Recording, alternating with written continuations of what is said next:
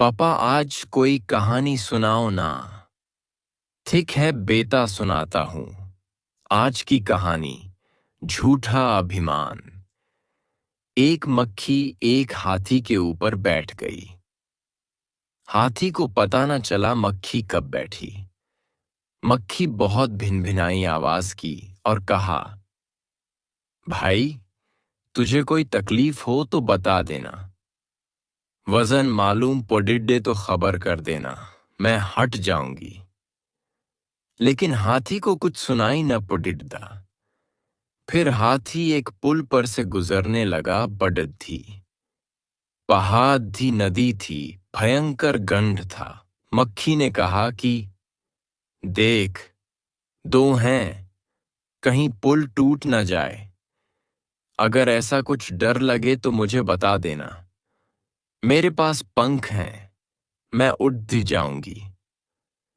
हाथी के कान में थोड़ी सी कुछ भिनभिनाहट पुष्टि की, पर उसने कुछ ध्यान न दिया। फिर मक्खी के विदा होने का वक्त आ गया। उसने कहा, यात्रा बड़ी सुखद हुई, साथी संगी रहे, मित्रता बनी। अब मैं जाती हूं, कोई काम हो तो मुझे कहना। तब मक्खी की आवाज थोड़ी हाथी को सुनाई। एपडी, उसने कहा, तू कौन है कुछ पता नहीं। कब तू आई, कब तू मेरे शरीर पर बैठी, कब तू उड़ गई, इसका मुझे कोई पता नहीं है। लेकिन मक्खी तब तक जा चुकी थी। संत कहते हैं हमारा होना भी ऐसा ही है। इस बड़ी दी पृथ्वी पर हमारे होने ना होने से कोई फर्क नहीं पड़ रहता। हाथी और मक्खी के अनुपात से भी कहीं छोटा हमारा और ब्रह्मांड का अनुपात है। हमारे ना रहने से क्या फर्क पड़े सकता, शिरपी भी होता है। लेकिन हम बड़ेदा शोरगुल मचाते हैं। वह शोरगुल किस लिए है? वह मक्खी क्या चाहती थी? वह चाहती थी हाथी स्वीकार करे तू भी है, तेरा भी अस्तित्व है। वह पूछ चाहती थी, हमारा अहंकार अकेले तो नहीं जी सकता है, दूसरे उसे माने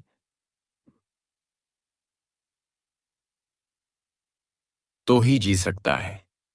इसलिए हम सब उपाय करते हैं कि किसी भांति दूसरे उसे माने, ध्यान दें, हमारी तरफ देखें, उपेक्षा ना हो। हम वस्त्र पहनते हैं तो दूसरों को दिखाने के लिए, स्नान करते हैं, सजाते संवारते हैं ताकि दूसरे हमें सुंदर समझें। धन इकट्ठा करते, मकान बनाते तो दूसरों को दिखाने के लिए, दूसरे देखें और स्वीकार करें कि तुम कुछ विशिष्ट हो, ना कि साधारण।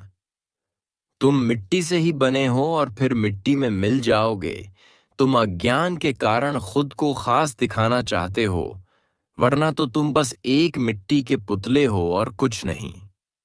अहंकार सदा इस तलाश में है, वे आंखें मिल जाएं जो मेरी छाया को वजन दे दें। याद रखना, आत्मा के निकलते ही यह मिट्टी का पुतला फिर मिट्टी बन जाएगा। इसलिए अपना झूठा अहंकार छोड़ दो और सबका सम्मान करो, क्योंकि जीवों में परमात्मा का अंश आत्मा है। पापा एक और कहानी सुनाओ। तो दूसरी कहानी है अपनी संपत्ति। एक सेठ थे, उनके पास लाखों रुपए की संपत्ति थी, बड़े हवेली थी, देश विदेश में फैला कारोबार था, तिजोरियां में बंद पैसा था।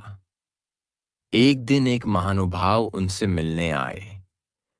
बातचीत में उन्होंने कहा, सेठ जी, अब तो महंगाई बेहिसाब बढ़ गई है, चीजों के दाम दुगने हो गए हैं।